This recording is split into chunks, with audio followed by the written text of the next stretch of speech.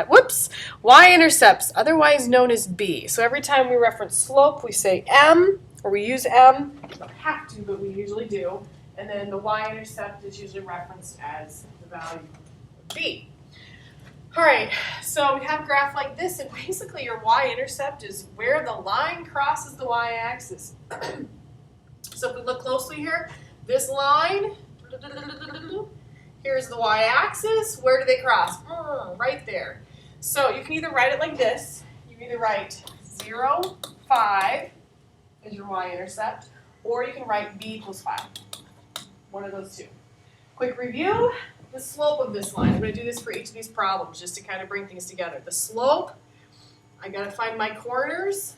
Rise 2, run 3. Rise 2, run 3. So my slope is 2/3. And this is new, but I want to preview it now so it'll be easier when we get to it. The equation of this line is 5 plus 2/3 x. 5 plus 2/3 x, your y-intercept plus your slope. And the x is always next to the slope. All right, we look at this particular example. We have the y-intercept. Here's your y-axis, here's your line. They cross right here. So you either get to write 0, -4, or b equals -4.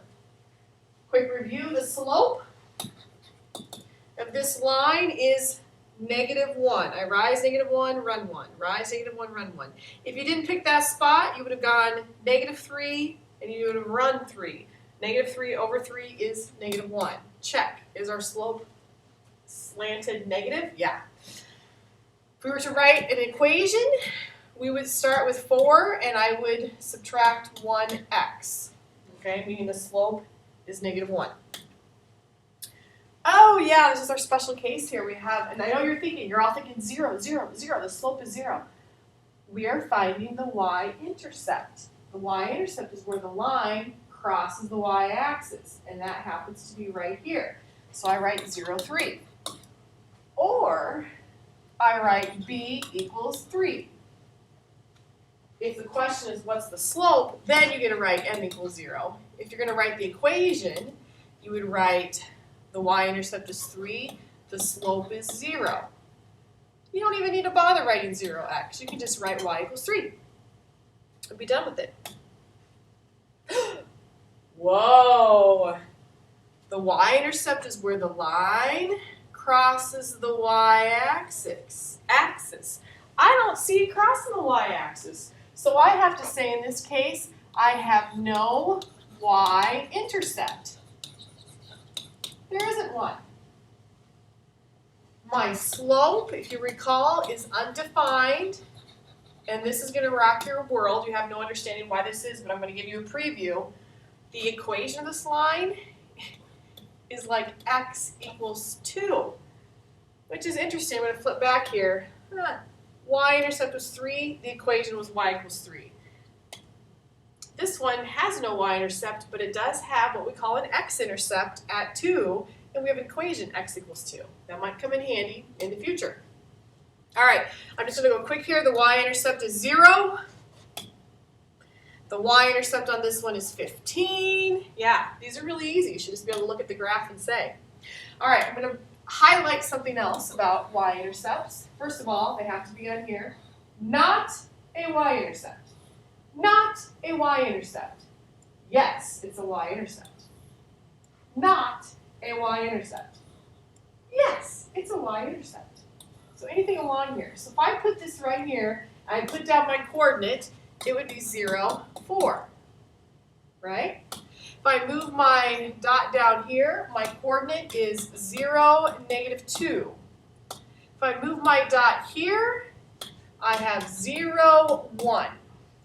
If I move my little dot down here, I have 0, -4. If I move my dot even further down, oops, oops, oops, there we go, 0, -5. What do you notice? Every time you have a y-intercept, you're going to have 0 something. Your y-intercept would be like 0 blank. Okay? With that said, if you have a table like this, my y-intercept, 0 something, right? So I look down my table, I find 0. Guess what my y-intercept is? 9. Yeah, it's just that easy. You can look and you find it, okay? Over here, I've looked for 0 and it has to be under the x column, not the y column. 0 goes with 6. So I have b equals 6. I just want to also go back to write an equation here. Change in y over change in x is your slope. Okay, I'm going up by 1s on the y column. I'm going up by 2s, so my slope is 1/2. So if I wanted to, I wouldn't even have to graph this. I could say the equation is 9 plus 1/2 x. The x is always next to the slope.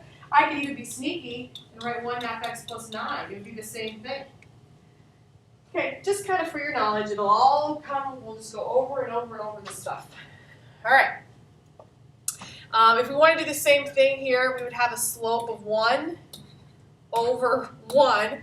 So I have a slope of 1. So my equation would be 6 plus 1x. Next one here. Let's just do y-intercept. Let's just stick with that for now. If I do my y-intercept, I'm looking for 0. 10 goes from there. So b equals 10.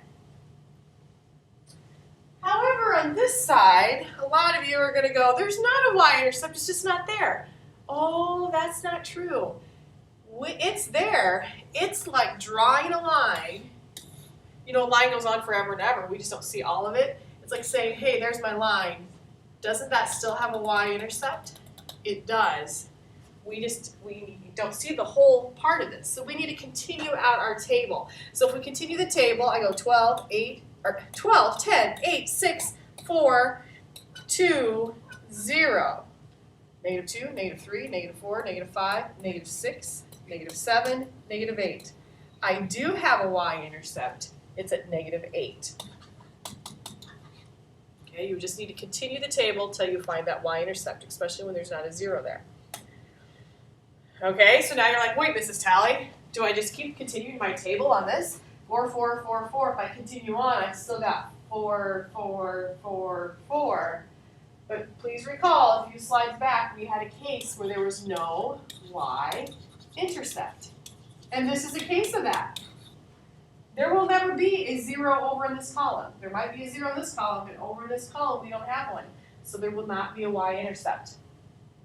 Which is crazy, because if you have no y-intercept, let's take a peek at our slope. Let's just take a little think here. We're adding 2 every time, and over here, I'm adding 0 every time. So it's 2 over 0 for my slope. We never leave our answer 2 over 0.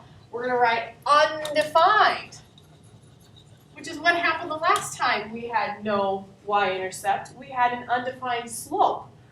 Oh, undefined slope is like this, isn't it?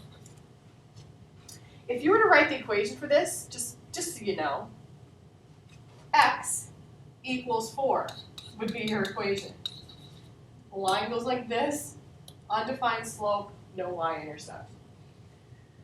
Okay, other special case right here. Oh, we have a y-intercept. It's 5.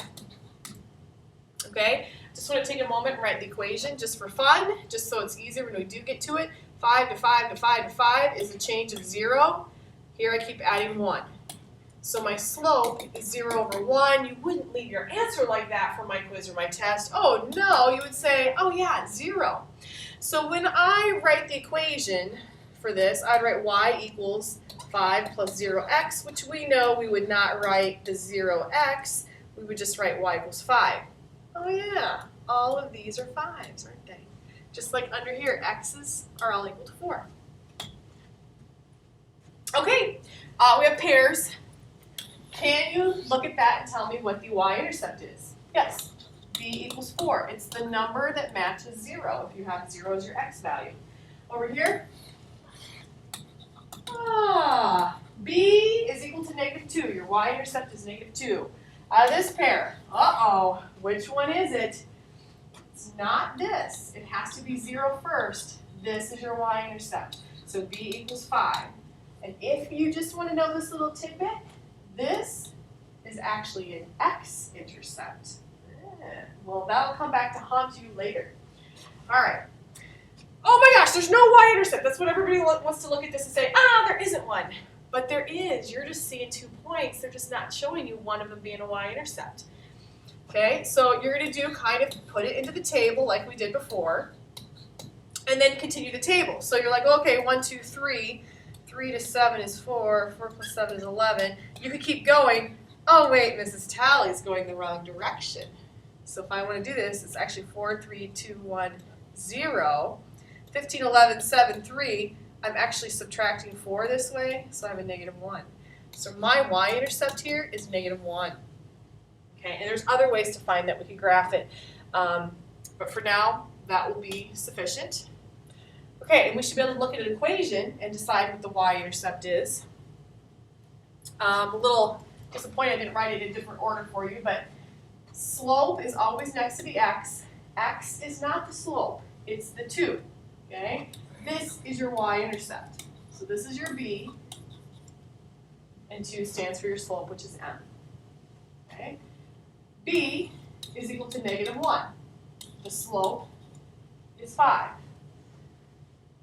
The y-intercept is 3, so we write b equals 3. The slope is negative 1/3. Uh-oh, I have students who say that there isn't a y-intercept. There is a y-intercept. What number is it? It's actually 0. So you need to write, don't say no, there's not one. You have to say b equals 0. 0 is a number on the number line. If you graph it, you can graph a y-intercept of 0. Here, I just want to put this here to kind of clarify. My slope is 0, but my y-intercept is 7. Yeah, you're going to be, watch out for that. Here, I can still write plus 0x if I wanted to, but basically, my value of b, my y-intercept, is 0 again. All right, these are story problems, basically, and here's my analogy. Running around the track, I mean, you can take a lap, you can start anywhere and you have a lap, but we all know if you go to a track meet, there is a starting line. And we consider our y-intercept to be our starting line of our story problems, okay? And that's all I'm going to deal with right now is just the y-intercept. So the temperature of our house when we arrived home was at 57 degrees. After adding wood to the furnace, the temperature increased 3 degrees every 10 minutes. So the starting amount, the original value of, or the original temperature of the house when we got home was 57 degrees. So your B equals 57. Joe began the month with $57 in his account. Every day he added $2.50 to his account. What did he start with? What's the starting amount? 57. Well, Mrs. Talley's not being very creative with the numbers there, is she? Sally's grade at the beginning of the second quarter was 73%. She raised her grade 2% every week. So the starting amount, 73%. That amount right there. And that is it.